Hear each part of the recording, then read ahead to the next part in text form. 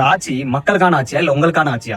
ஏன் இதை நான் சொல்றேன்னா, தமிழ்நாட்டுல கிட்டத்தட்ட 100 நாளைக்கு மேல வந்துட்டு துப்புரவு பணியாளர்கள் போராட்டம் பண்ணிட்டு இருக்காங்க. இது யாருக்காவது தெரியுமா? அவங்க என்ன கேக்குறாங்க? அவங்களோட கோரிக்கை என்னன்னா, நிரந்தர வேலை வாய்ப்பு தனியார் மயமாக்குதல் எங்களுக்கு வேணான்னு எதிர்ப்பு தெரிவிப்பாங்க. இதை ஏன் உங்களால பண்ணி கொடுக்க முடியல? முறையான சம்பளம் கொடுக்க முடியல.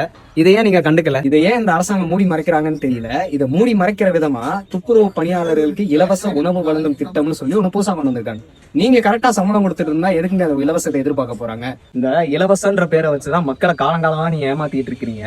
இந்த இலவச பேருந்துன்ற திட்டத்தையே நீங்க தான் கொண்டு வந்தீங்க. அதை உங்க அமைச்சர் தான் ஓசி பஸ்ன்னு சொல்லி மக்களை இழிவா பேசுறாரு.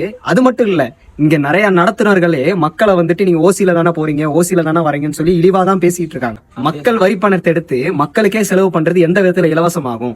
இது இலவச திட்டமா? இந்த இலவசன்றது எங்களுக்கு தேவையே கிடையாது. மக்களை நீங்க மேம்பட்ட வாழ்க்கைக்கு எப்ப கொண்டு போறீங்களோ அன்னைக்கு ஆட்சியும் அதிகாரமும் நல்லபடியா இருக்கும். மக்களை நீங்க இலவசன்ற பேர்ல ஏமாத்திட்டு காலகாலமா மாத்தி ஆட்சி அமைச்சிட்டு இருக்கீங்க. இதனால மக்களுக்கு எதுவுமே தெரியல. அவங்க கஷ்டப்படுறதுனால நீங்க கொடுக்குற இலவசத்தை வாங்கிட்டு உங்களுக்கு ஓட்டு போட்டுட்டு தான் இருக்காங்க. அவங்க ஏமாந்துட்டு தான் இருக்காங்க. ஆனா இந்த தலைமுறை அப்படி இருக்காது. முன்னாடி இருக்க தலைமுறையை நீங்க இலவசன்ற பேரை வச்சு ஏமாத்திட்டீங்க. ஆனா இனி வர தலைமுறையை நீங்க எதை வச்சு ஏமாத்த முடியாது. நாங்க எல்லாருமே முழிச்சுக்கிட்டோம், கேள்வி கேட்கவும் ஆரம்பிச்சுக்கிட்டோம். அடுத்து வரப்போற ஒவ்வொரு எலெக்ஷனும் உங்களுக்கும் எங்களுக்குமான போராட்டமா தான் இருக்கும். பேசுவோம், பேசிக்கிட்டே இருப்போம்.